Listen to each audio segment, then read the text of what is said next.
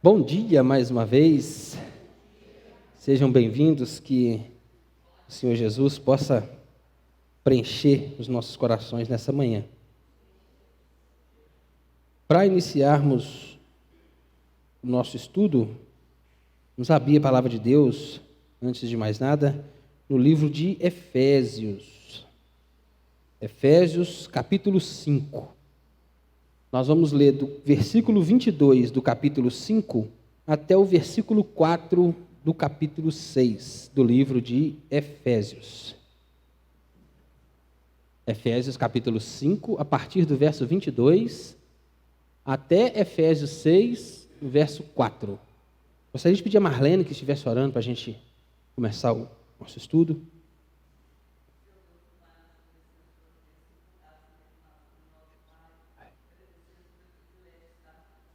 Amém, Senhor.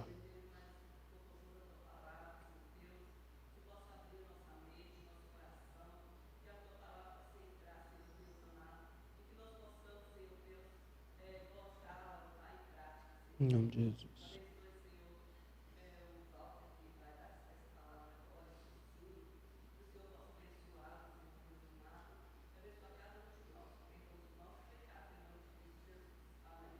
Amém. Bom, vamos lá, Efésios 5, a partir do 22, diz assim: As mulheres sejam submissas ao seu próprio marido como ao Senhor, porque o marido é o cabeça da mulher, como também Cristo é o cabeça da igreja, sendo este mesmo o Salvador do corpo. Como, porém, a igreja está sujeita a Cristo, assim também as mulheres sejam em tudo submissas ao seu marido. Maridos, amai vossa mulher, como também Cristo amou a igreja e a si mesmo se entregou por ela, para que a santificasse, tendo-a purificado por meio da lavagem de água pela palavra, para apresentar a si mesmo igreja gloriosa, sem mácula nem ruga, nem coisa semelhante, porém santa e sem defeito. Assim também os maridos devem amar a sua mulher como ao próprio corpo. Quem ama a esposa, a si mesmo se ama. Porque ninguém jamais odiou a própria carne, antes a alimenta e dela cuida, como também Cristo o faz com a igreja, porque somos membros do seu corpo. Eis que deixará o homem, seu pai e sua mãe, e se unirá à sua mulher, e se tornarão os dois uma só carne. Grande é esse mistério, mas eu me refiro a Cristo e à igreja. Não obstante, vós, cada um de per si, também ame a própria esposa como a si mesmo, e a esposa respeite ao marido. Filhos, obedecei a vossos pais no Senhor, pois isto é justo. Honra teu pai e tua mãe, que é o primeiro mandamento com promessa, para que te vá bem e sejas de longa vida sobre a terra. E vós, pais, não provoquei vossos filhos à ira, mas criai-os na disciplina e na admoestação do Senhor. Amém? Família. Talvez a família seja a instituição mais importante da sociedade. Talvez a família seja o organismo mais importante de toda a construção social que nós temos. E também por isso, creio eu, que a família tem sido tanto atacada, tem sido e com uma ferocidade muito grande, como uma fera selvagem. O homem e seus desígnios têm cada vez mais atacado a instituição familiar. Têm tentado destruir, transformar a célula, a instituição, a família como um todo, para tentar fazer com que a família se amolde à sociedade. Temos visto, principalmente nos últimos 50 anos, aí, um esforço muito grande para que isso aconteça. Cada vez mais a relativização da família. Os valores familiares têm sido cada vez mais relativizados, a importância da família tem sido relativizada e o modelo de família também tem sido relativizado. E a gente pretende, através desse estudo, enxergar. Tem 3 etapas que eu creio nesse estudo aqui. A primeira é a gente traçar um panorama da família nos nossos tempos. Tentar entender a família de hoje, como ela está aí, e como isso aconteceu, né, como isso começou a surgir, né? De repente, e a segunda fase do estudo é propriamente a questão da cosmovisão, como o crente vê isso, enxerga isso, por que a família está dessa forma, né? Como é que o crente enxerga isso e por que o crente enxerga dessa forma. E a terceira é de que maneira a igreja tem que se relacionar com isso. Qual o papel da igreja em tudo isso, do jeito com que a família se encontra? E, para a gente começar, temos aqui um texto maravilhoso, mais um texto maravilhoso da palavra de Deus. O que acontece em Efésios é que o pessoal começou a se converter ali na igreja de Éfeso. As pessoas estavam se convertendo, as pessoas estavam abraçando a fé em Cristo Jesus, e não é de hoje que o mundo é perdido, caído, como a gente enxerga. Naqueles dias já existiam problemas, já existiam coisas muito graves como as que tem hoje aí. E Paulo, então, escreve essa carta para os novos convertidos. Logo a partir do capítulo 4, ele começa a falar para esses irmãos de como deve ser o proceder na vida cristã.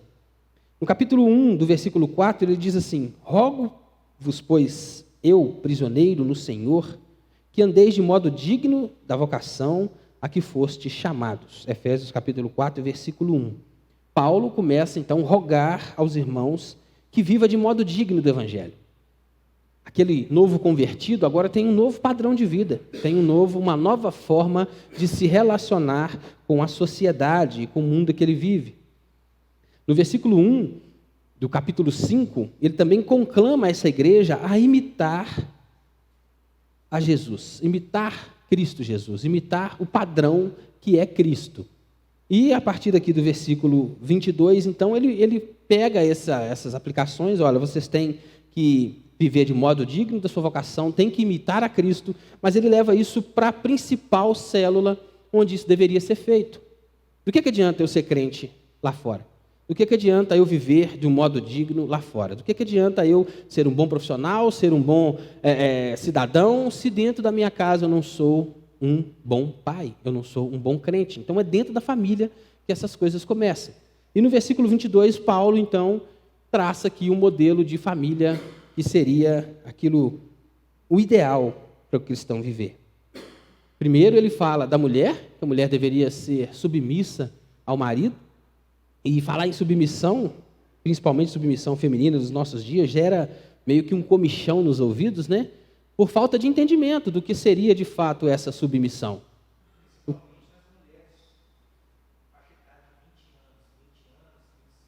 Jovens, né? Estão começando a vida agora, aí, faculdades, casando cedo, muita coisa acontecendo.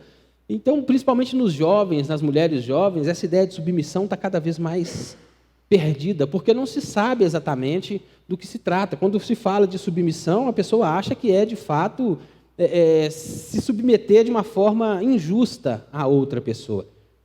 Primeira coisa que Paulo fala para a mulher aqui não é para que ela seja submissa a qualquer homem. Ele traça um limite. Seja submissa ao seu próprio marido. Então, Paulo já começa por aí. Como a mulher não entende o que é ser submissa, o homem também muitas vezes não entende. E acha que o ser submissa é ele mandar na mulher. Ele ser um carrasco, ser alguém ali que de fato tenha poderes sobre a vida daquela mulher, que ela tem que fazer tudo o que ele quer, do jeito que ele quer, na hora que ele quer. E não é isso.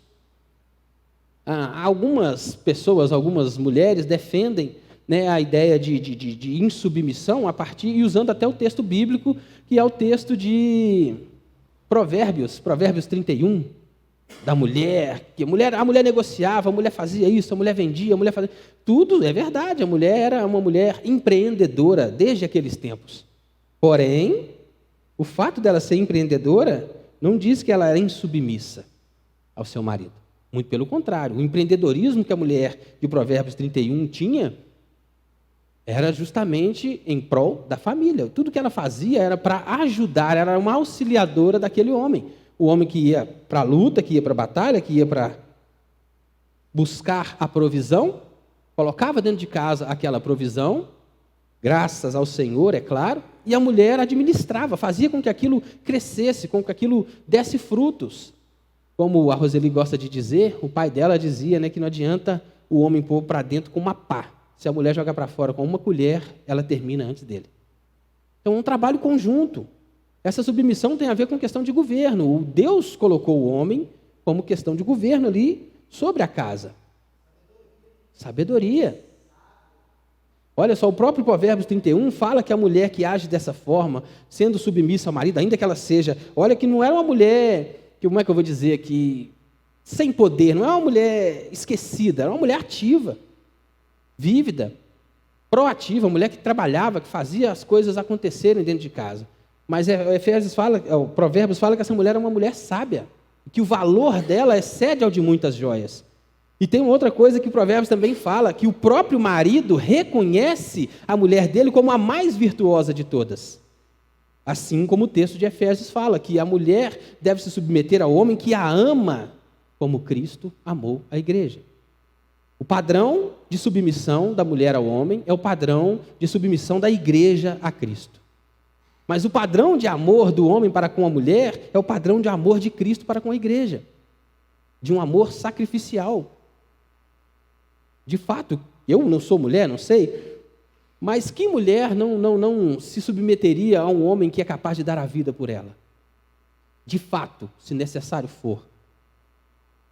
Um homem que daria a vida pela sua esposa, não só dar a vida no sentido real mesmo da coisa, se preciso for, tomar um tiro por ela, uma facada que seja, mas de prover, ser aquele que vai se deixar gastar para que essa mulher tenha, no mínimo, um conforto. Conforto aqui não é só financeiro, não.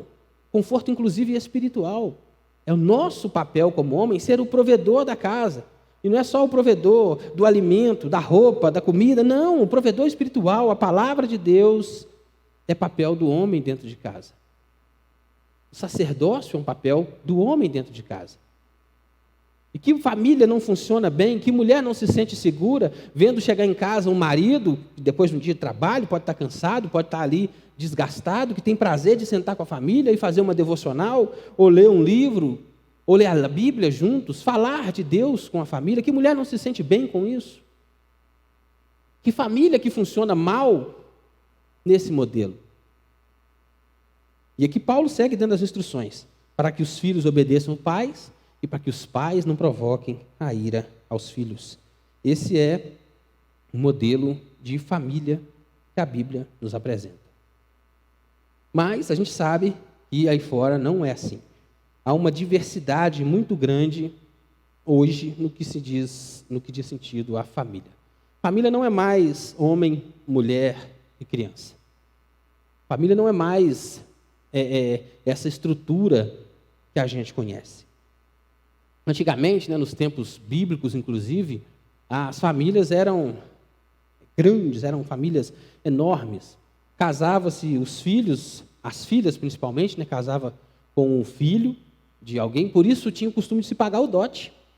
Você casava sua filha com o filho do Rubens ali, e o filho dele tinha que pagar um dote por essa família, porque não é só questão do prejuízo que viria futuramente, do que passou. Tipo assim, eu cuidei dessa menina a vida inteira e agora eu estou te passando ela como esposa, por isso você tem que pagar alguma coisa por causa daquilo. Mas é pelo que viria.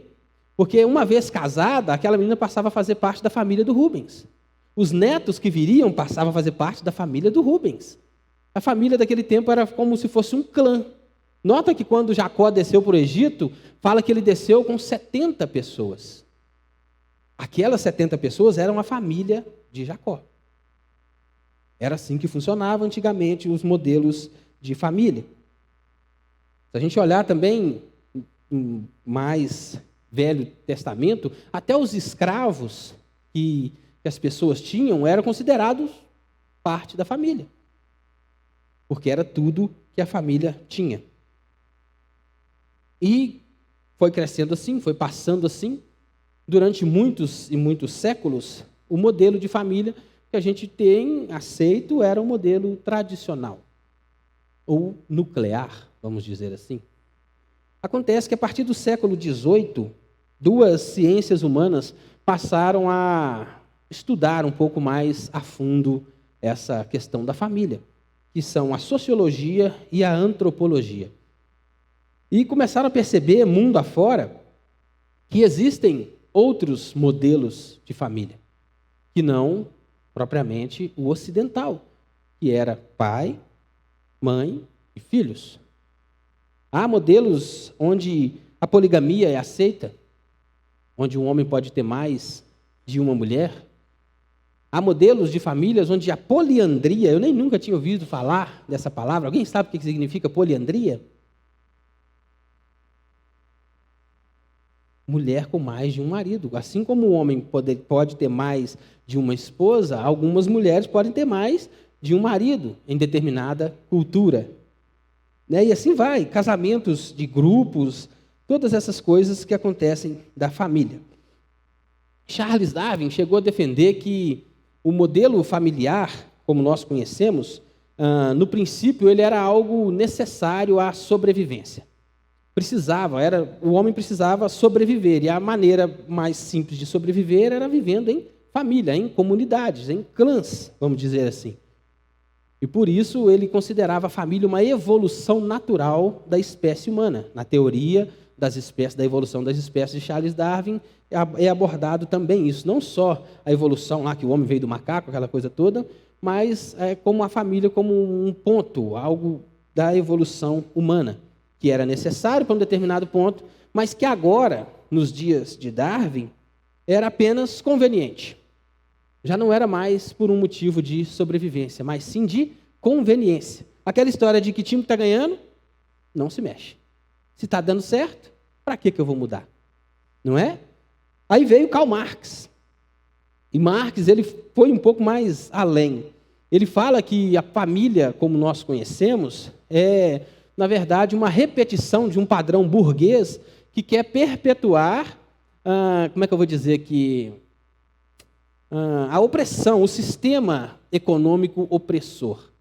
O Marx vê a família como uma continuação desse sistema de opressão. Para ele, a família, homem, mulher, criança, como o homem sendo o cabeça, é um modelo opressor de família.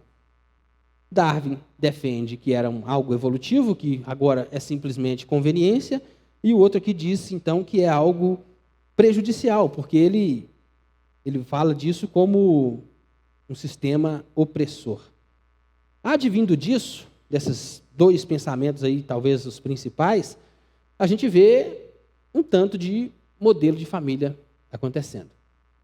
As coisas vão fluindo, as coisas vão acontecendo, e não é difícil hoje a gente ver aí famílias, infelizmente, com mulheres que criam os filhos sozinhas, ou homens também, nos últimos anos, infelizmente, antigamente era mais comum o homem abandonar e a mulher cuidar. Hoje também as mulheres estão abandonando aí muitos filhos e os homens têm assumido essa responsabilidade, sem o marido, sem o cônjuge. Casais que se casaram, tiveram filhos no primeiro casamento, que se unem novamente, também é um modelo de família. Ou ambos têm filhos, ou um só dos lados tiveram filhos, também é um modelo de família. Casamentos homossexuais ou homoafetivos, uniões homoafetivas, quando ou a pessoa se descobriu depois de velho, já tem um filho, ou filhos de outro casamento, e tem esse relacionamento, e traz esses filhos também ao modelo de família, ou então adotam, não é verdade? Filhos, e é chamado também, é considerado um modelo de família. Aí a gente vai chegar mais um pouquinho nisso aí. Aí o que acontece com isso? Então, passou a ser reconhecido como família, como é que eu vou dizer assim? O que o governo regulamenta em determinado lugar, em determinado país. No Brasil, hoje, a família homoafetiva é reconhecida. Nos Estados Unidos tem um monte de coisa que já... na Europa tem muita coisa que já é reconhecida como família. Então, passou a ser reconhecido como família aquilo que determinado país adota como regra. Só que aí surge um problema. E um problema grave. Olha a diversidade de países que há no mundo. Diversidade de pensamento, diversidade de línguas, de povos mesmo. Até o tempo influi nisso. Quanto mais o tempo passa, parece que é mais fácil relativizar as coisas. E como é determinado país que dita o que é família ou não, aí a gente tem aquilo que o pastor acabou de dizer. Tem pessoas se casando com bicicleta.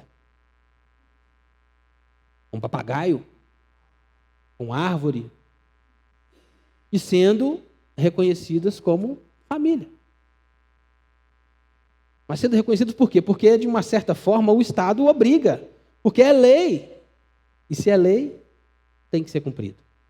E principalmente entre os jovens. É um problema. Os jovens japoneses não conseguem se relacionar. O cara não consegue conversar 5 minutos com a menina. E aí prefere se casar com boneco. Tem, no Japão, inclusive, tem salas virtuais criadas justamente para isso. Que você namora um modelo virtual lá, tem uns computadores, uns bonecos, uns tem diferente lá. Eu andei vendo a respeito disso um pouco também.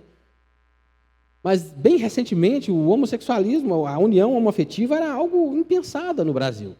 Na Constituição de 1988, inclusive, a família que está na Constituição do Brasil é homem, mulher e criança. Isso é reconhecido pela Constituição brasileira como a família. Acontece que em 2012, ou 2011, na verdade, o Supremo Tribunal Federal reconheceu a união homoafetiva como família, dando, inclusive, a esses casais o direito de adoção de crianças, de criar uma criança. Em 2012, no interior de São Paulo, aconteceu algo interessante, mas complicado também. Foi registrada a primeira união estável poliafetiva no Brasil, no interior de São Paulo. Um homem reconheceu no cartório a união estável com 2 mulheres. E aí a gente começa a pensar, onde isso vai parar? Até que ponto isso vai chegar? Até onde esse modelo de família vai se abrir? Eu costumo brincar com a Roseli lá em casa que as pessoas hoje estão com a cabeça tão aberta que o cérebro caiu para fora. Porque não tem condição, não dá para aceitar tanta coisa assim. Ou não deu? Não tem limite. Algo que antigamente era aceito, inclusive, chamava-se pederastia. Só mudou o nome. Mas a função era a mesma. De um pai poder ter relações com o próprio filho, ou com uma criança, um adulto com uma criança. O professor, antigamente, inclusive no sistema grego lá, muitos professores, homens, tinham relações homossexuais lá com seus alunos, vamos dizer assim. Então não é novidade.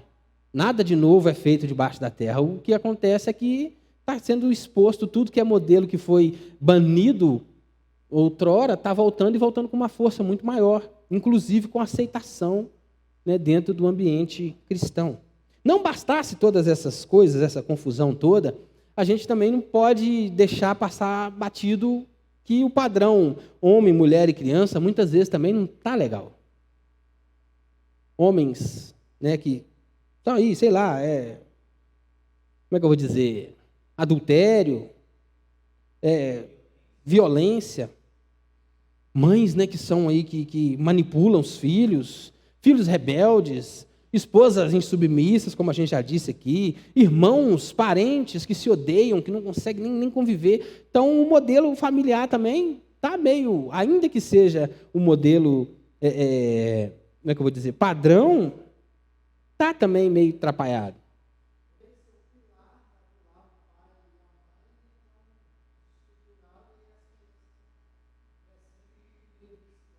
No meio disso tudo aí, Como eu disse, esse estudo seria composto aí de três fases, vamos dizer assim. A primeira é traçar um panorama do retrato da família que nós temos hoje. A segunda é a cosmovisão da igreja. Como é que a igreja vê tudo isso? Como é que a igreja percebe tudo isso? Como é que a gente vê tudo que está acontecendo com a família? E a gente precisa, para isso, olhar para a família através dos óculos da Bíblia.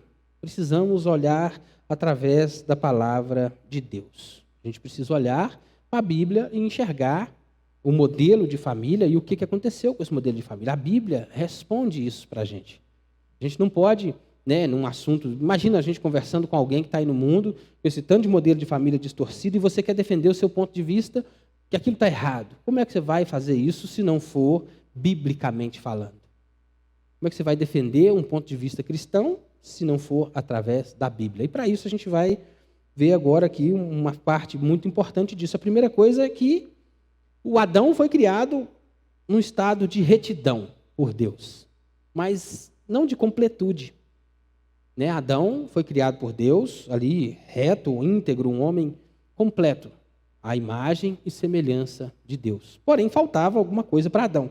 Alguém que está com a Bíblia fácil aí, abre em Gênesis, capítulo 2, versículo 18. Gênesis 2, 18. Se puder projetar aí, lá. Alguém leia aí, por favor.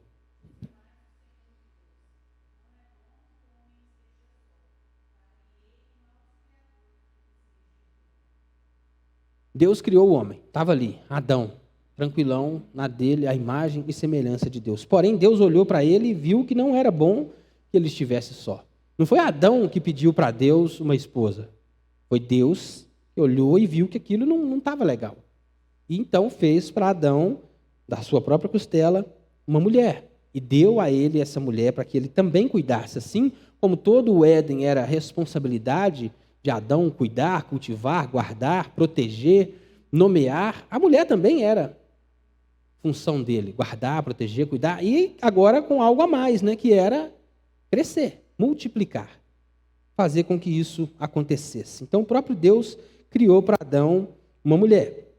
E o propósito inicial é que eles crescessem, que eles multiplicassem, que eles gerassem filhos e filhas e povoassem ali a terra. O problema disso é que a gente conhece o que aconteceu com Adão. Né? Adão foi lá e caiu, pecou, errou. E a gente sabe o que aconteceu depois disso. Olhando para a família, o crente pode afirmar que a família modelo, homem, mulher, criança, ela é uma família divina, mas também é uma família, é algo humano, tem ali as duas pontas, né, se unindo. É o modelo que Deus criou, é algo que Deus criou para que o homem vivesse de forma plena. Então a família é algo divino e humano. Na dimensão, né, divina, Deus criou tudo perfeito e deu ao homem a capacidade, né, de se multiplicar. O que acontece com o homem é que, diferentemente do restante da natureza, Deus criou a natureza com uma ordem estabelecida. Você já deve ter lido que não cai uma folha de uma árvore sem que Deus queira. Não quer dizer que Deus está lá o tempo inteiro segurando a folha de uma árvore, de tantas árvores que há no mundo. Deus estabeleceu prazos, tempos, né, onde essa árvore iria perder a folha, iria perder a folhagem, iria frutificar, iria crescer. Deus estabeleceu para a natureza um padrão. E a natureza obedece. Mas o homem, dotado de inteligência, dotado de capacidade de raciocínio, Deus coloca no homem, implicita no coração do homem, a ideia de Deus mesmo, do que Deus quer para esse homem. O homem não foi pré-determinado, você vai fazer assim, assim, assim, assado. Não, Deus coloca no coração do homem, Deus comunica ao homem o seu modelo, aquilo que Deus espera dele, e espera que o homem corresponda. O papel do homem deveria ser responder a isso. Romanos 1 vai falar que todo homem, aqui inclusive lá no rincão da terra, que talvez não tenha ouvido do evangelho, se isso for possível, no dia do juízo ele vai ser inculpável, vai ser indesculpável diante de Deus, porque ele carrega em si a noção de que há um Deus. Todo homem tem em si a noção de que há Deus, e ele sabe que o que ele está fazendo é certo ou errado. Em determinado grau, todos nós sabemos.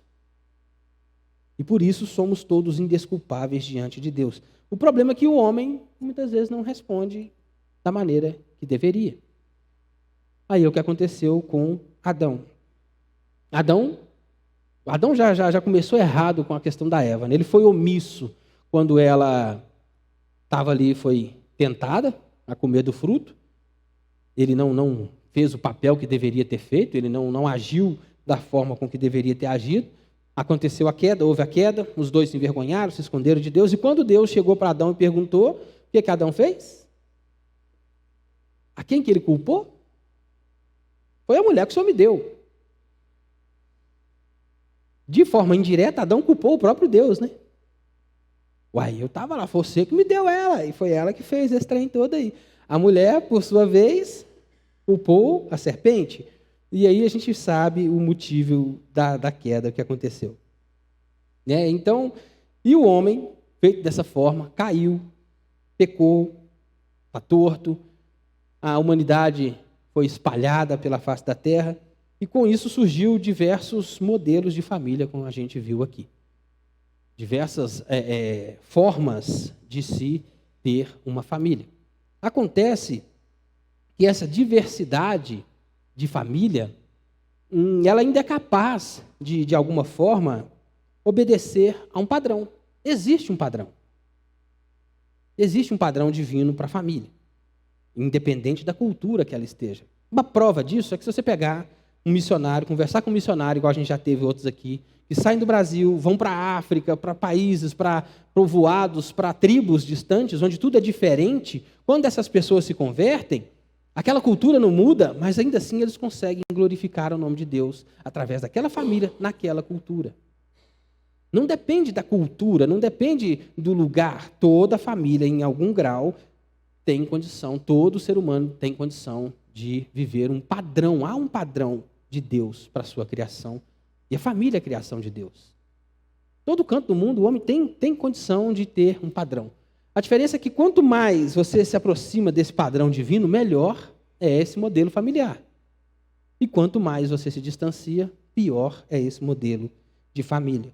E a gente sabe que a família humana tem cada vez mais se distanciado do modelo de Deus. O que a gente vê é um homem cada vez mais vivendo para a sua própria vontade, vivendo para o seu próprio deleite, para o seu próprio coração, para o seu próprio prazer, e deixando então de glorificar a Deus. Aí como há muita diversidade e o homem está vivendo cada vez mais para si, o que a ciência humana faz? Pega essa diversidade, toda ela, num contexto, e fala assim: não existe padrão. Se existisse um padrão, seria assim, assim, assim, assim. Mas como é tudo tão diverso, não existe padrão. Se não tem padrão, a gente pode viver do jeito que quiser. A gente pode criar o nosso próprio padrão. Mas eu e você, como igreja, temos o dever. Se imagina aí conversando com alguém a respeito de família, né? E essa tortuosidade toda que está aí, o que a Bíblia te mostra? Te mostra que há um padrão que foi criado dentro de um padrão. E que independente da localidade que ele esteja, da cultura que ele esteja, é possível, em algum grau, viver o padrão de família que Deus criou. Ah, mas por que não vive? A Bíblia explica. Por causa da queda. Por causa do pecado. A igreja vê essa imensidão toda. Então, a igreja vê toda essa diversidade como fruto da queda. A causa de tudo que a gente tem visto, de todos esses modelos, e principalmente do afastamento do Senhor, por causa da queda. A cosmovisão cristã responde a tudo isso com a queda. Mas não só isso, a cosmovisão cristã não simplesmente para por aí. A gente não simplesmente faz a leitura do que existe, das diversidades que existem, vê isso como fruto do pecado, mas é papel da igreja também apontar um padrão de restauração para tudo isso. Deus criou a família, criou esse modelo da forma que Ele quis. Existe um padrão em tudo isso, mas é possível também restaurar esse padrão perdido. E esse é o papel da igreja, de mostrar para o mundo que é possível restaurar o padrão perdido de família. Assim como é possível restaurar o padrão, o homem, não completamente só quando Cristo voltar, mas é possível, assim como o homem é restaurado, ou foi restaurado em Cristo Jesus, a família também é. É possível haver restauração para a família. E, de novo, provas bíblicas. A gente não pode falar nada de nós mesmos. Eu não posso defender uma cosmovisão que eu chamo de cristã falando de mim mesmo. A Bíblia tem que ser o meu óculos. A Bíblia tem que ser a minha lente. E, de novo, olhando para a Bíblia, a gente encontra padrões de restauração de Deus. E o primeiro, talvez aqui, é o povo de Deus, quando é tirado do Egito e é levado para uma terra nova, Deus estabelece padrões para aquele povo que era distinto de todos os povos. Deus criou para si uma nação e deu a eles valores, estabeleceu para eles limites, estabeleceu para eles uma forma de viver que o distinguisse de todas as outras nações, restaurando assim, ou tentando restaurar o padrão familiar de Deus. E aí, nessas leis, né, Deus criou uma série de leis, haviam leis ali para valorizar, que valorizavam a família, leis que valorizavam a mulher, a fidelidade conjugal, o matrimônio, a autoridade dos pais na criação dos filhos, né, e o dever dos filhos também de obedecer aos pais. O primeiro padrão de restauração, o próprio Deus mostrando que há um padrão que é possível retornar àquilo que ele mesmo criou. Não só haviam leis que faziam com que os padrões bíblicos fossem restaurados, que o modelo bíblico fosse restaurado, mas havia algo muito importante que a gente precisa, com urgência, trazer de fato para os nossos dias. Havia algo dentro da família, a família era o primeiro ambiente onde a pessoa ouvia falar de Deus. Era dever da família, dever principalmente do patriarca, ensinar para os filhos, para os netos, para as crianças, quem era Deus, os feitos de Deus, quem era o Senhor, o Deus grande que os tirou da terra do Egito, da servidão, que trouxe eles, que guiou com coluna de fogo durante a noite, com nuvem durante o dia, né, que deu água de beber ali, que transformou águas amargas em águas doces, tirou água da rocha, deu maná para o povo comer, codornizes. Era esse Deus, era o papel da família ensinar para a criança quem era esse Deus. Perpetuar após as gerações após gerações, quem era esse Deus. Fazer com que esse povo, os filhos, se lembrassem de Deus e vivessem o padrão que Deus estabeleceu. Era um padrão da família.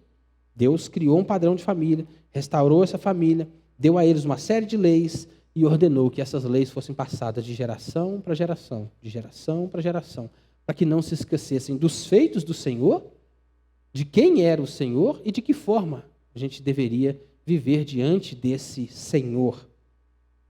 Mas parece que isso ficou só lá atrás, né? Acabou lá. Era para o Velho Testamento apenas. Mas aí, de novo, a gente volta para o texto base. Olha o modelo de família que Paulo fala no texto que a gente leu. Do versículo 22 do capítulo 5 até o versículo 4 do capítulo 6. É, de novo, Deus estabelecendo o padrão de família para o seu povo, para aqueles que foram redimidos. Então, não é só lá para o Velho Testamento, não. Não é só lá para aquilo que ficou para trás, não. É para a gente, hoje, para nós hoje, para os cristãos recém-convertidos ali no tempo de Paulo, mas para a gente hoje também. A Bíblia é o nosso óculos, devemos ver dessa forma. Então, aqui está o padrão de família cristã. O modelo de família cristã. Onde a mulher é submissa a um marido que a ama, como Cristo amou a igreja, e que criam filhos para a glória do Senhor. Filhos, primeiramente, tementes a Deus e, posteriormente, obedientes e que honram aos pais. Esse é o modelo de família cristã. Mas aí cabe à igreja, cabe a nós, igreja, passar para o mundo lá fora, mostrar para o mundo lá fora, falar para o mundo lá fora que existe um padrão. Não é essa bagunça toda do jeito que está, não é dessa forma do jeito que está. Muitos modelos de família não tem como mais serem restaurados, não tem jeito mais de voltar para aquilo, mas que esses modelos de família, alguns desses modelos, não todos, ainda assim conseguem restaurar, de alguma forma, o padrão que Deus criou para a família. Por exemplo, é possível uma mãe que cria um filho sozinha, criar esse filho na disciplina do Senhor. Não é verdade? Ou um pai, que também é assim. É possível também para casais que tenham filhos de outros relacionamentos, que se uniram, criarem esses filhos na disciplina do Senhor. Tem muitas coisas, tem certos padrões que é possível haver uma restauração. E tem outros que a gente, infelizmente, não pode aceitar. Não dá, não tem como. Fica difícil uma união homoafetiva levar glória ao nome de Deus. A gente não pode, infelizmente, gente, não tem como. Tem coisas que têm que ser ditas e é o mundo que a gente vive. A igreja, o papel da igreja é esse. Muitas vezes confrontar aquilo que está errado, está errado, está errado. Não é porque está praticando, não é porque está todo mundo fazendo que ficou certo. Não é porque a sociedade inteira aceita que a igreja tem que aceitar. E aí a gente tem que se levantar e dizer não. Mas não de per si, não só falar por mim mesmo, não aceito porque... Não, a Bíblia diz que é errado. E como Pedro diz, cumpre-me antes obedecer a Deus do que aos homens. O Estado, cada vez mais brasileiro, inclusive, tem entrado, tem metido a mãozinha ali na criação dos filhos, tem cada vez mais sido intervencionista no que diz respeito à família. A lei da palmada. Quando a Bíblia diz para o pai não reter a vara, ou que o pai que retém a vara aborrece o seu filho, há certas coisas, tem certos momentos que a correção física se faz necessária. Não só mais argumento, não só palavra, tem hora que o menino precisa de uma varada. Porque a natureza pecaminosa do homem tem hora que necessita disso. E uma criança carrega em si a natureza pecaminosa da mesma forma. Aí o Estado vem e fala que é proibido dar palmada no menino. Aí a mãe que cuida do filho, que ensina o filho dentro de casa o que é ser crente, um menino igual o Daniel está aí, aprendendo versículos bíblicos, aprendendo quem é o Senhor, com a biblinha lá toda desenhada, bonitinha. Esse menino hoje é obrigado a entrar na escola aos 4 anos de idade. Tem muita gente que solta foguete. Meu filho vai para a escola cedo porque não sabe criar, não tem limite, não consegue impor limites para essa criança, e aí quer ver o menino longe de casa. E solta ele para a escola, aprendendo um tanto de coisa lá fora, onde o caráter dessa criança está sendo formado. Os psicólogos dizem que até os 7 anos, né? Eu não estou enganado, as crianças aprendem esses valores até os 7 anos de idade. E nessa fase tão importante, tão peculiar, pega essa criança, enfia dentro da escola e como uma forma. E não é simplesmente, o seu filho pode, não, você é obrigado a colocar o menino na escola aos 4 anos de idade.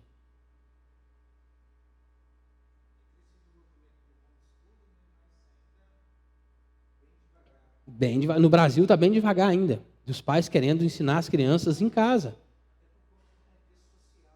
Principalmente por conta do contexto social. E é isso que o governo quer, é isso que o mundo quer. Tirar do pai ou da mãe, não é nem só o direito, eu acredito que é um dever de pai e mãe educar o filho.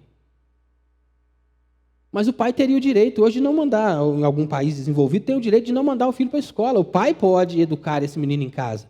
Tem um sistema lá que ele faz as provas, que ele faz ali para mostrar que está capacitado ou não, que aprendeu ou não. Mas estão querendo tirar isso dos pais e colocar o menino cada vez mais dentro de escolas, onde vai aprender tudo distorcido, um modelo de família torcido, um modelo de mundo torcido, a visão de mundo toda torta, onde o pai está perdendo o limite.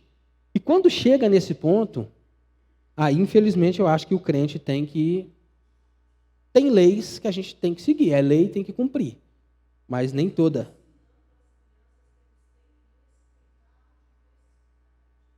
Respeitar é uma coisa, o problema é que eles estão querendo enfiar a aceitação goela abaixo das crianças. A gente respeita.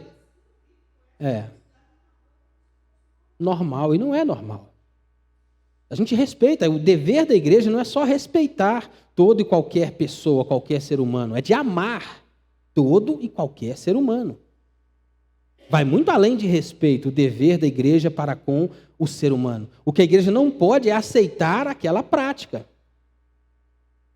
Isso está errado, a prática tal está errada, isso está errado por causa disso, disso, e aí a Bíblia vai te mostrar que isso está errado. Olha, meu irmão, eu amo você como pessoa, você é inclusive alvo do amor de Deus, mas o que você faz está errado. Essa prática está errada. Não é assim, o caminho não é esse, não é por aí. E não é porque está todo mundo aceitando que a gente tem que aceitar.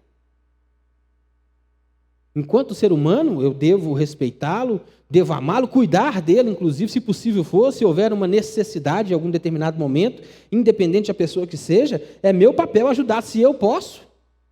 É meu dever ajudar, primeiro como ser humano.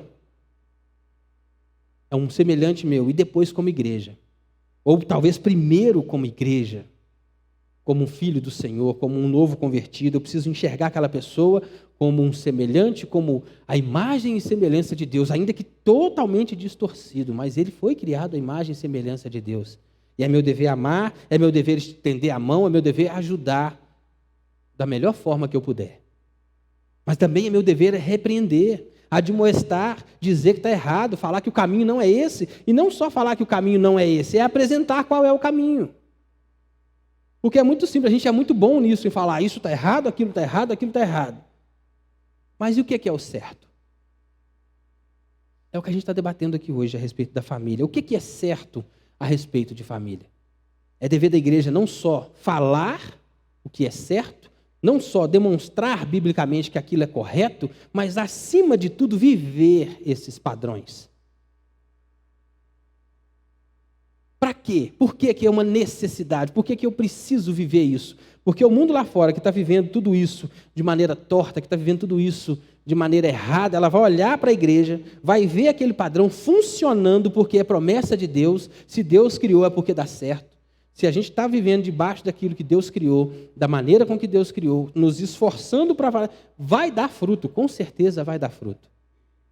E quando aquele turbilhão de coisas lá fora, está tudo perdido, tudo emaranhado, tudo sem sentido, parece que não vai nada para lugar nenhum, parece que tudo tem um fim em si mesmo. Quando o mundo olhar para a minha e para a sua família, eles têm que ver um padrão que dá certo, que funciona. E que melhor do que funcionar, é um padrão que funciona, que dá certo e que é bom de fazer, é gostoso de conviver. Imagina uma família bem criada, uma família unida, uma família criada nos preceitos do Senhor, é uma família bacana de estar perto, é ou não é? Quem não gosta de estar perto do Hélio, da Renilda, da Bel, do Elton, do pastor, da Carol? Porque são modelos de família, são da Jossane, do Tiago. Está ali a Jossane e o Tiago, prova de um modelo de família que quando o padrão bíblico é aplicado, dá certo, funciona, glorifica o nome do Senhor. Perdão, viu, Jossane, de usar seu nome aqui, não foi intencional, não, só aconteceu. Mas olha só o Tiago, que exemplo de vida que esse menino é. Que maravilha, que bênção de Deus. Graças a Deus por isso, parabéns pela criação do Tiago. E que a gente possa olhar para ele e ver um padrão que deu certo. Apesar de não ser exatamente homem, mulher, criança, tudo direitinho da forma que o Senhor criou, é possível viver um padrão. É possível, tem um padrão no meio desse caos. E o papel da igreja não é só falar, não é só mostrar que está errado, não é só simplesmente, aquilo está errado, aquilo não é assim que faz, é viver isso. É viver e atrair as pessoas. Jesus Cristo, ele atraía as pessoas pelo que ele era. Alguns, de maneira torta, iam atraídos por causa do pão, por causa da comida, por causa dos milagres. O fato é que Jesus atraía as pessoas. E a igreja hoje é muito, muito boa em apontar defeitos, em dizer o que está errado, em dizer que isso e aquilo, que aquilo está certo, e não vive esses padrões. Infelizmente, tem famílias, e muitas, de pessoas dentro da igreja, que quando saem da igreja, não são exemplo para ninguém. E aí o mundo olha para essa família lá fora e fala, para quê? Igreja. Por quê? Igreja. A gente esquece que não é mais o meu e o seu nome que nós carregamos. Quando eu sou profissional autônomo, faço um serviço lá fora e o serviço é mal feito, enquanto a pessoa não sabe que eu sou crente, é só o meu nome que está sujo. O defeito foi meu, mas quando essa pessoa descobre que eu sou crente, é o nome do meu Senhor. Porque ele vai falar, olha o que o crente fez. Infelizmente é isso que nós temos visto. Deputados, senadores, vereadores, saíram de dentro de igrejas, usaram igrejas para se promoverem, para chegar no cargo que estão, e chegam lá, cadê o papel desses homens? O que esses homens têm feito? Ministro da Justiça que chegou lá, que foi colocado lá por causa da fé que professava, o que tem feito?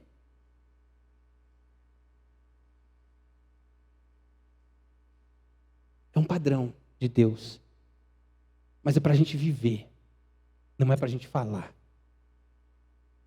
Porque quando você falar para alguém que a sua família é cristã, que ser cristão é bom, que dá certo o modelo bíblico, que ele olhar para a sua família e ver que aquilo dá certo, você vai estar falando como quem tem autoridade.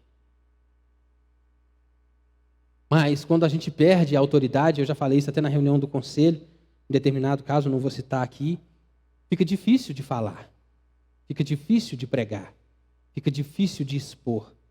Porque você já não tem mais autoridade, você já não fala mais como quem tem autoridade. Fala da boca para fora, como mais um fariseu. Infelizmente é assim que a gente tem agido. É verdade? Então é papel da igreja, nosso papel. Mostrar, não é simplesmente falar, é viver o padrão bíblico de família. E isso se faz cada vez mais urgente na nossa sociedade. Os meus filhos na escola precisam conviver com os meninos que estão aprendendo, né, tanta coisa errada, mas precisam ser diferentes. Eu falo para eles que eles têm que ser imitados e não imitadores.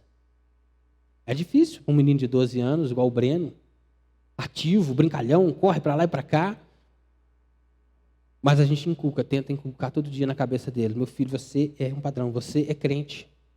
O que cabe para o fulano não cabe para você. Você é crente. Isso está errado. Porque você é crente. E a pessoa precisa ver isso. No meu filho, no seu filho, na nossa vida. Quando uma criança for almoçar lá em casa, for passar um dia na sua casa, for, né, sei lá, fazer um trabalho de escola na sua casa, tem que ver alguma coisa diferente. Tem que ter alguma coisa diferente. Tem que ter. Não é só da boca para fora, não. Não é só na escola, não, porque é dentro da família, dentro de casa, que a gente mostra de verdade quem nós somos. E a gente precisa restaurar o padrão bíblico, viver o padrão bíblico de família, para que o mundo possa olhar. Nós somos chamados para ser luz. A gente tem que colocar a nossa família na candeia. Nós estamos, sim, nós não fomos chamados para esconder, para ficar debaixo da cama. Nosso papel é estar no velador. É ser visto, sim. E não adianta não. Quanto mais fruto, mais pedrada. É verdade. Não é assim? A árvore que mais leva pedrada não é a que mais dá fruto? Então, se está levando pedrada, se está sendo apedrejado e isso está refletindo o brilho de Cristo, continua. Esse é o caminho. E, infelizmente, eu tenho que dizer que vai piorar um pouquinho. Quanto mais você fizer, quanto mais se parecer com Jesus, mais perseguição. Mas também tem mais graça. Tem mais provisão. E mais fruto. Um abismo gera outro abismo. Mas também uma atitude correta vai gerando outras atitudes corretas e vai gerando frutos e frutos e frutos para a glória de Deus. Que a gente possa aprender hoje aqui que a cosmovisão cristã, ela não simplesmente faz uma leitura de como as famílias do mundo estão perdidas, mas sabe por que isso acontece. A cosmovisão cristã responde a isso com a queda do homem, mas também mostra que há um padrão, que é possível restaurar esse padrão. E essa possibilidade é Cristo Jesus. Amém?